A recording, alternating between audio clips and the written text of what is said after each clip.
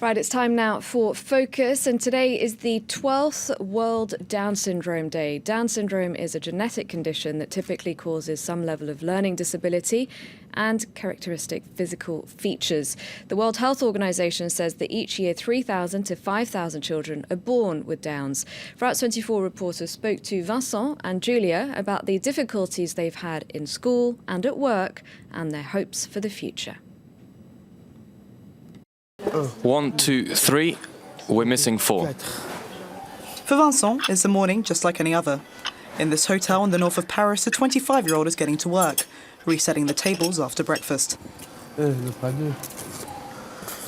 That works for me, boss. There aren't any small spoons. They must be behind here. Along with 50,000 other people in France, Vincent has Down syndrome. While an individual is normally born with 23 pairs of chromosomes, the microscopic elements which carry genes, in some cases, like with Vincent, a person is born with an extra chromosome 21, causing physical and mental handicaps. But that doesn't prevent him from working.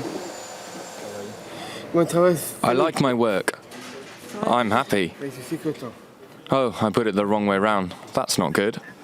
Diligent and dedicated, he's been a part of the team now for over 4 years and thrives off his good relationships with his customers and colleagues.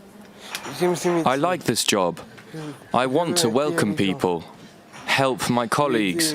My colleagues, they're always kind. He started here as an intern, leading to an apprenticeship and then a permanent contract of 25 hours a week. His manager, Gilles Tendu, has been monitoring his progression every step of the way. On the whole, it's been going well. We are used to working with him. Obviously, there was a period of adjustment for him and for us on a general basis.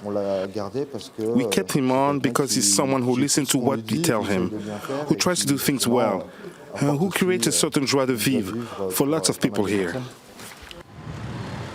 Over on the other side of Paris is the Saint Vincent de Paul School. It offers a unique gateway program for Down syndrome students, helping prepare them for the world of work. Julia is 21 years old and has been following the course. Julia, how did it go at the Élysée Palace on Monday and Tuesday? Monday and Tuesday went well, yes. 2 days a week, she works at France's presidential palace. The rest of the time is spent in the classroom. Today, students are learning to job search with the help of their teacher, Mr. Enfant. I enjoy Mr. Enfant's lessons. He writes CVs and cover letters and train ourselves. Over the course of 1 year, she's made huge progress. The main progress that Julia's made has been in becoming more self-assured in her work and showing her capabilities. Like her classmates, Julia dreams of one day working. She's already imagining herself behind her very own desk. The desk is for the computer, for computing. I like typing on the computer. That's what it's for. Her teacher, Thomas Enfant, created the training course back in 2009.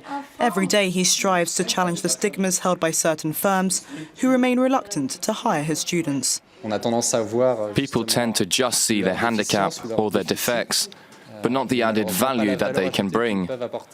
It's a spontaneity and an openness which is often lacking in human relations.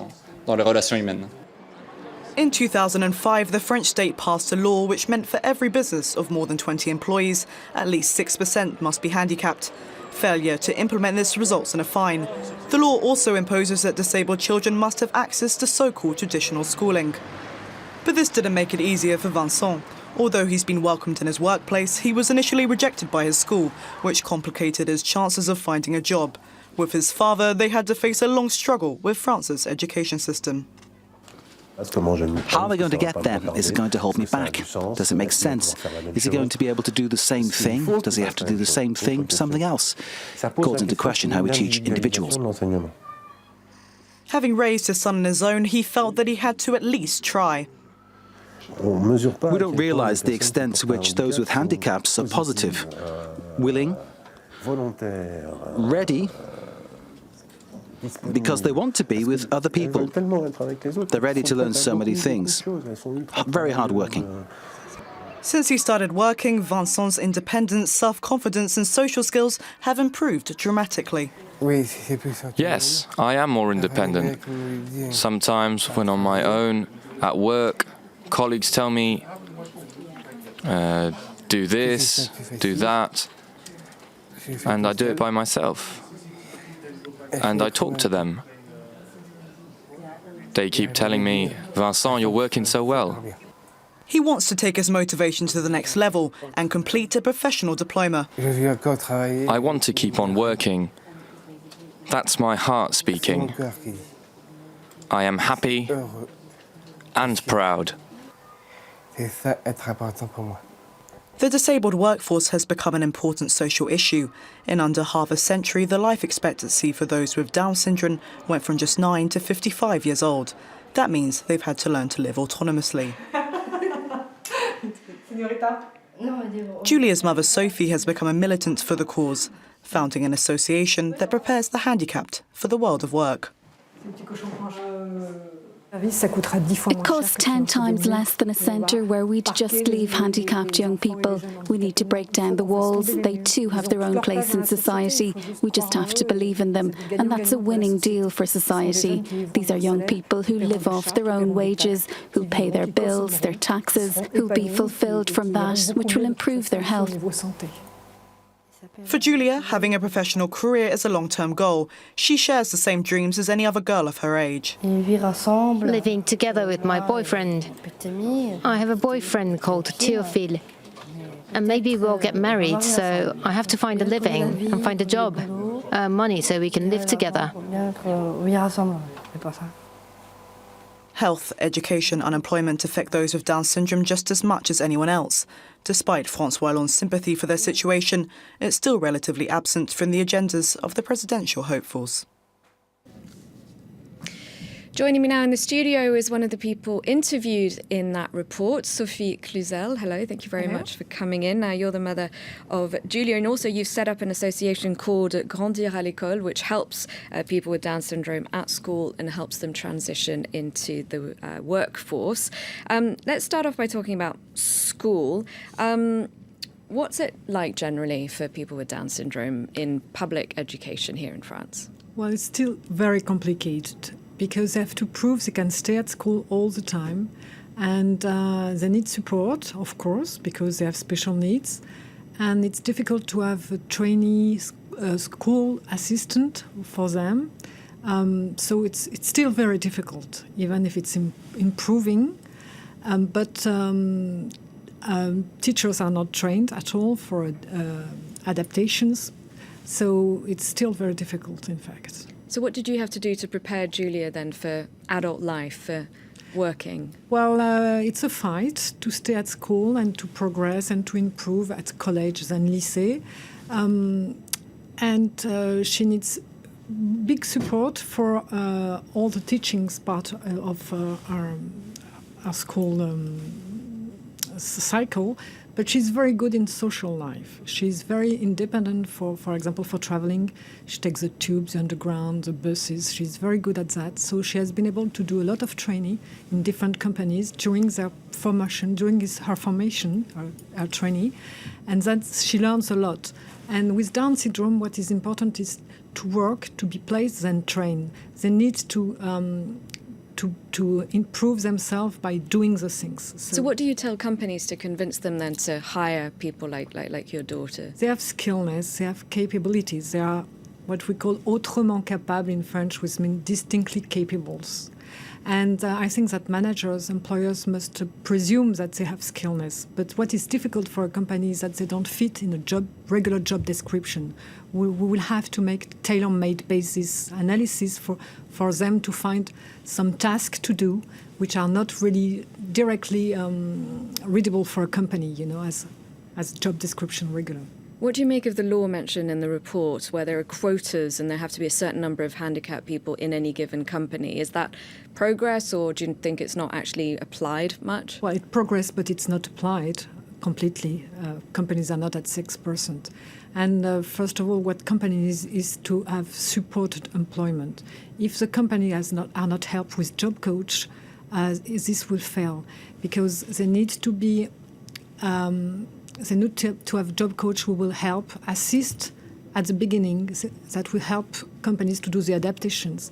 And then when the employee reach his abilities to do it by himself, his independence, the job coach can withdraw a little bit, but it needs to be reactivated if there needs to. For example, if there is a change of manager, if there is a change of team, job coach will need to be there. So this is very new in France. We don't have supported employment. For a long time, kids with Down syndrome work on a sheltered type of work, and the ordinary work were not open for them. And I suppose an issue also is people's mentalities. I mean, it's all very well being in a working environment, but if your colleagues don't treat you the same as other people, and if they might have an issue with employing someone with Down syndrome, then that obviously needs to change as well. Yeah. I was reading about a British actress who has a son with Down syndrome, and she said that when she was given the news, nothing positive was said about her son having Down syndrome, and it was treated like a tragedy. Is that an issue very much still here in France? It changed a little bit, but it's still very difficult. When the birth arrive, you feel very alone. Hopefully, we have been very lucky because all the family was very supporting. And after, you have to fight to impose your baby in the crèche, and after at school. Kindergarten. Mm-hmm. Yeah. So every step is difficult. But if you have a very, like we had in our family, a very good support in your neighborhood, it helps a lot.